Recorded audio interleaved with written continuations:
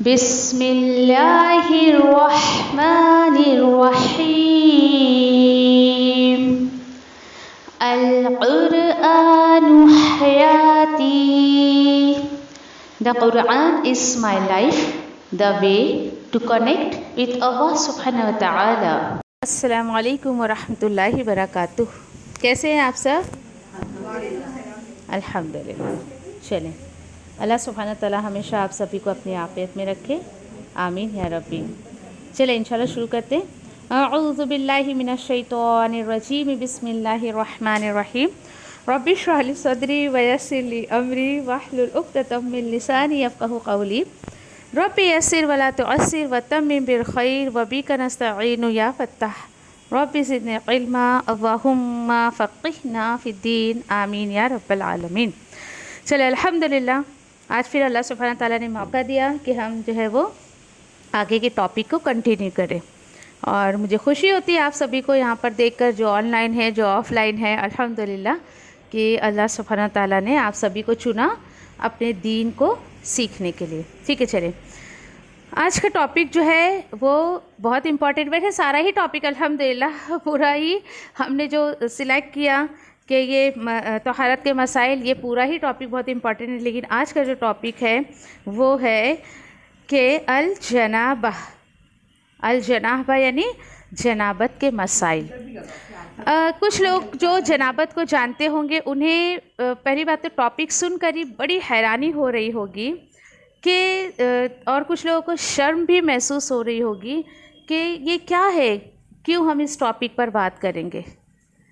تو دیکھیں کہ جب ہم ایسے مسئلوں پر صحیح طریقے سے جو ہے وہ کہ صحیح سورس سے اس کی معلومات نہیں لیتے ہیں، تو کہیں نہ کہیں غلط طریقے سے، غلط سورس سے جو ہے وہ کہیں نہ کہیں سے لوگ جو ہے اس کو سیکھنے کی کوشش کرتے ہیں، اور جو غلط طریقے سے سیکھتے ہیں نا وہ بہت خطرناک ہوتا ہے.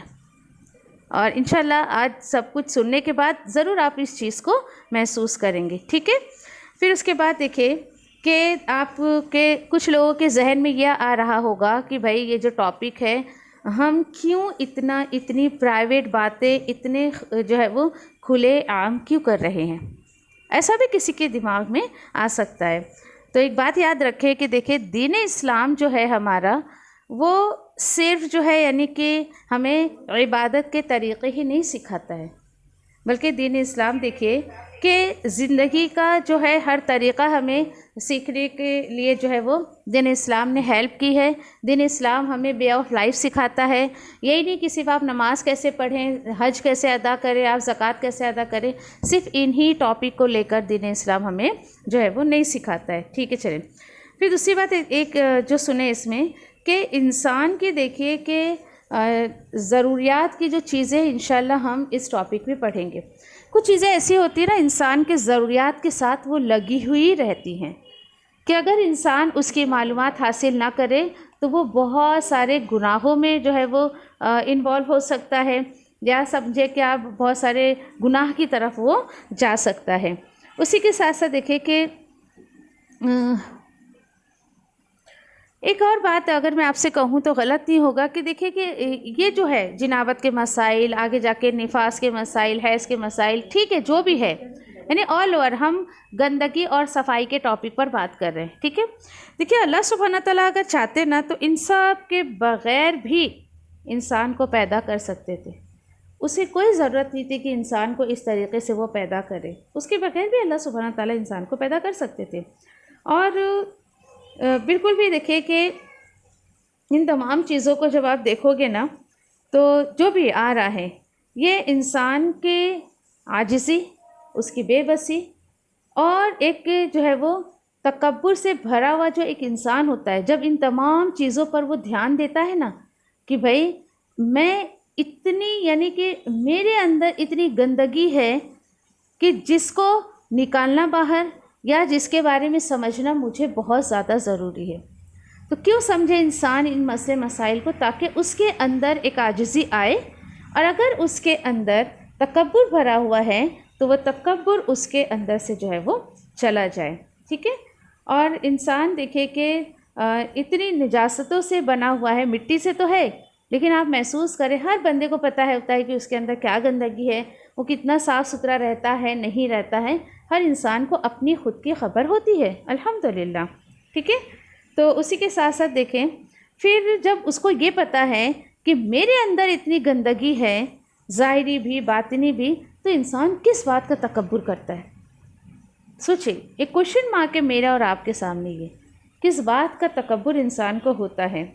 پھر اسی کے ساتھ ساتھ ایک بات کا دھیان رکھیں آپ کہ ان ٹاپکس کو سننے کے ٹائم پر جو آن لائن بھی سن رہے اور جو آف لائن بھی سن رہے ہیں، ٹھیک ہے، چلے آف لائن والے تو میرے سامنے ہیں یہاں پر، تو آپ کو ایک ڈسپلن کے ساتھ سننا ہے۔ کوئی ایسا ٹاپک آ جائے تو اس کو کوہنی نہ مارے، ارے باجی کیا بات کر رہے، ارے میرا تو یہ مسئلہ ہے، ارے میرا تو وہ مسئلہ ہے، اس طریقے کی آپ کو کوئی بھی رویہ اختیار نہیں کرنا ہے۔ پوری ڈسپلن کے ساتھ آپ جو ہے بیٹھ کر سننے کی کوشش کریں، ٹھیک ہے۔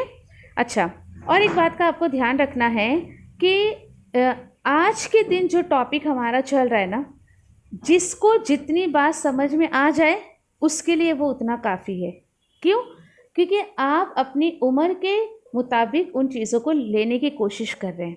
الحمدللہ ہمارے ساتھ ہر عمر کے لوگ جڑے ہوئے ہیں الحمدللہ، یعنی کہ آپ سمجھے 13-14 سال کی بچی سے لے کے 65 پلس تک کے ہمارے ساتھ ہیں۔ تو ہر یہاں سننے والا اپنی ایج کے مطابق اس کو حاصل کرنے کی کوشش کرے گا۔ اینڈ ڈونٹ وری، کوئی بات نہیں کہ اگر آپ کو پوری بات سمجھ نہیں آئی ہے، اس کی فکر نہ کریں۔ جیسے آپ کے ساتھ حالات آئیں گے، آپ کی ایج ہوئے گی، اس کے حساب سے انشاءاللہ یہ باتیں آپ کو سمجھ آ جائیں گی، ٹھیک ہے۔ اچھا، پھر اسی کے ساتھ ساتھ دیکھیں کہ آواز کہاں سے آ رہی ہے؟ اچھا، اب آپ سوچیں کہ اگر کسی کو سنتے وقت یہ تمام آج جو ہمارے مسئلے مسائل ہوں گے، اس کو سنتے وقت اگر آپ کے ذہن میں کوئی بھی سوال آئے تو آپ اس کو لکھ کر رکھیں۔ پرسنلی آپ مجھ سے پوچھ سکتی ہیں، لیکن جب ہم کلاس میں پوچھتے ہیں نا تو کیا ہوتا ہے، ایک کہ ڈسٹربنس بھی ہوتا ہے، اور ضروری نہیں ہے کہ آپ کا وہ سوال باقی لوگوں کو بھی سمجھ آئے۔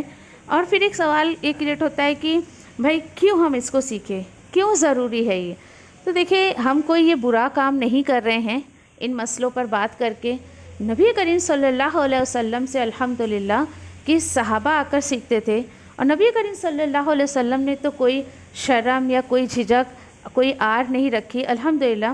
جیسے اللہ سبحانہ تعالیٰ نے انہیں سکھایا، انہوں نے صحابہ کو سکھایا، اور ہوتے ہوتے الحمدللہ وہ چیزیں ہم تک پہنچ گئی۔ تو دیکھیے، یہ ایک سنت ہے۔ آج لوگ سنت ان تمام سنتوں سے پیچھے ہو گئے ہیں۔ تو دیکھیے، ایسی تمام باتوں کو ڈھکے چھپے الفاظ میں یا پھر ایک کہ اچھی نیت کے ساتھ، سنت کے ساتھ، جب ہم پوری حیا میں رہ کر جب ہم کسی کو سمجھاتے ہیں، بتاتے ہیں، تو الحمدللہ اس کا اجر بھی ہمیں بہترین طریقے سے ملتا ہے، اور اگلے کو بات سمجھ بھی آ جاتی ہے الحمدللہ۔ چلیں اپنے ٹاپک کی طرف آتے ہیں۔ ہمارا ٹاپک ہے آج کا الجنابہ۔ اس پر دیکھیں کہ اگر آپ اس کے روٹ لیٹر پہ دھیان دیں تو اس سے روٹ لیٹر نکلتا ہے جیم، نون اور با، جیم، نون اور با، اور اسی سے جو ہے نکلتا ہے جم، جس کو کروٹ کو کہتے ہیں، ٹھیک ہے۔ اچھا، کروٹ کو کہتے ہیں، اور یہ جو ہے جنابت جو ہے یہ کس کس صورت میں ہو سکتی ہے؟ تو دیکھیں، یہ یعنی کہ احتلام کی صورت میں ہو سکتا ہے، اور جو ہے احتلام کی حالت میں جو ہے یہ جنابت پیدا ہو سکتی ہے۔ اور جیسے کہ احتلام کیا ہے، ڈونٹ وری، ساری چیزوں کو میں کلیئر کروں گی، آپ ٹرمز سے گھبرائیں نہ۔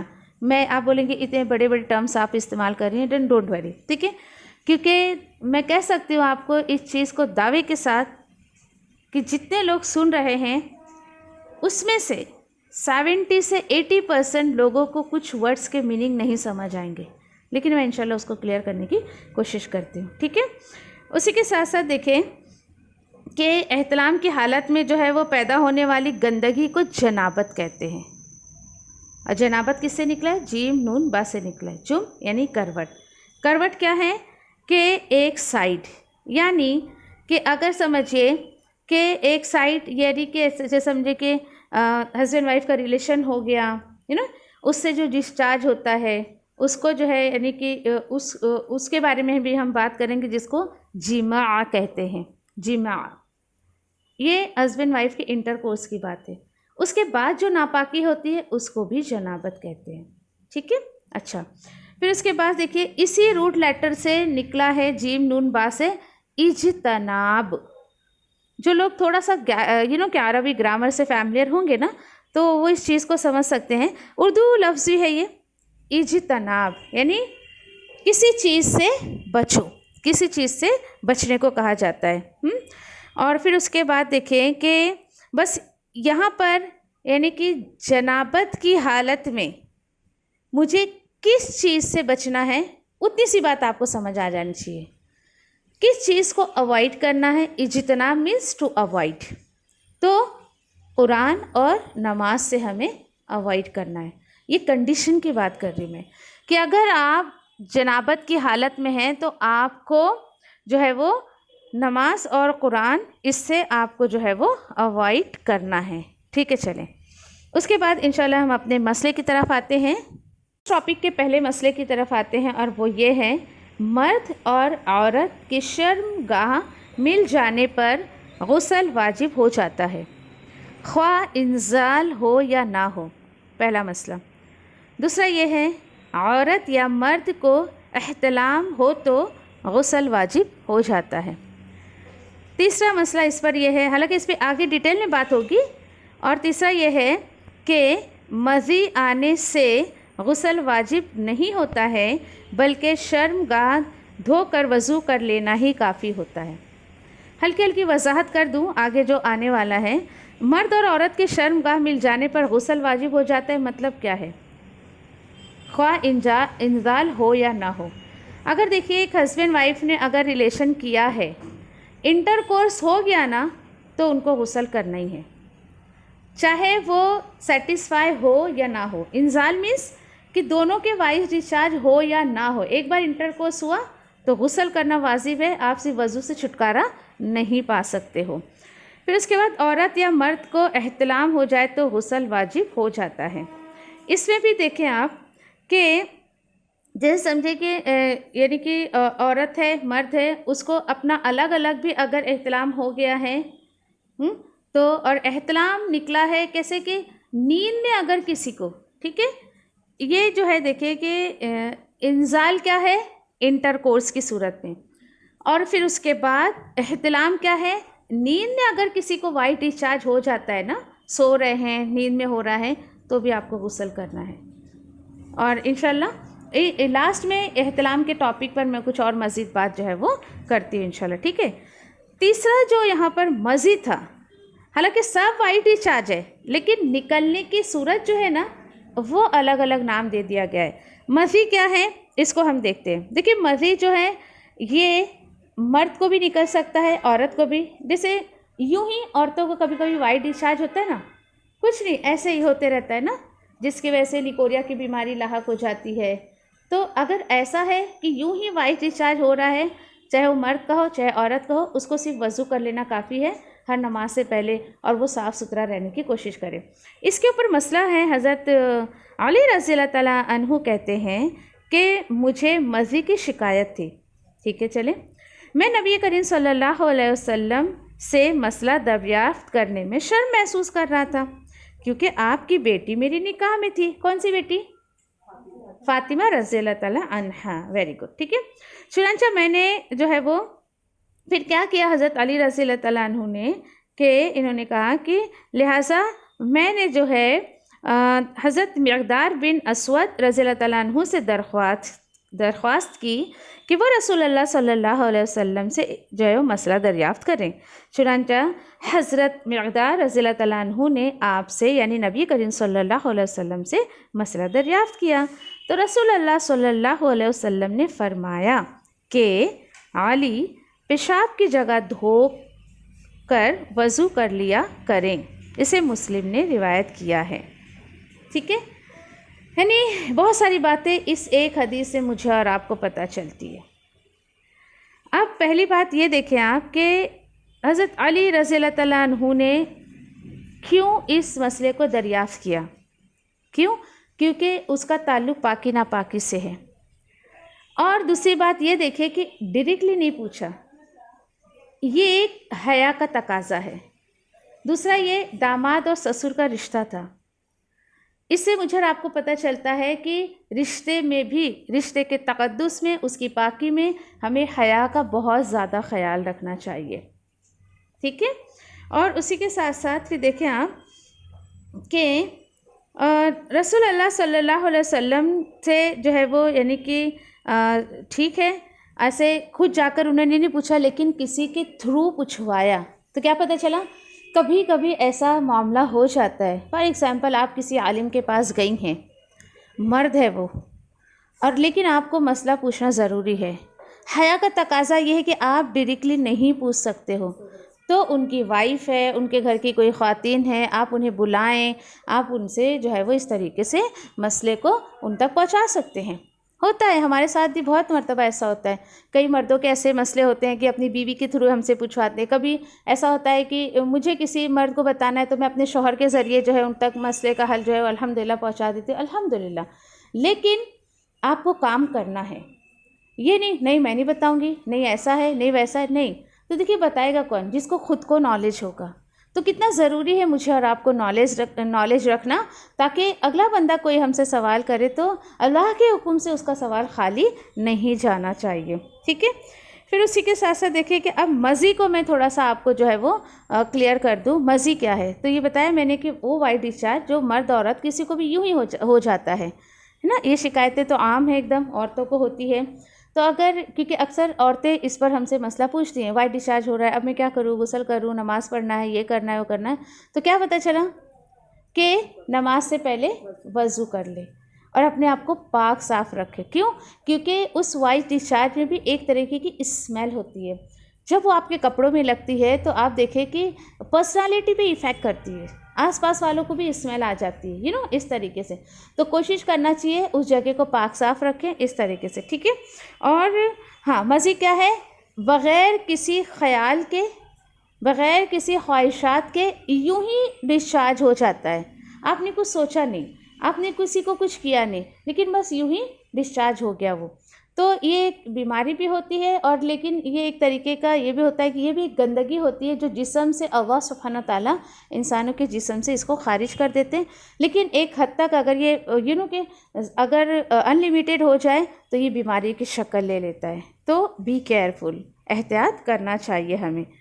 سبحان اللہ و بحمدہ، سبحانک اللہم و بحمدک، نشہد ان لا الہ الا انت، نستغفرک و نتوب الیک. ربنا تقبل منا انک انت السمیع العلیم وتب علینا انک انت التواب الرحیم. آمین یا رب العالمین. جزاکم اللہ خیر. السلام علیکم و رحمۃ اللہ وبرکاتہ.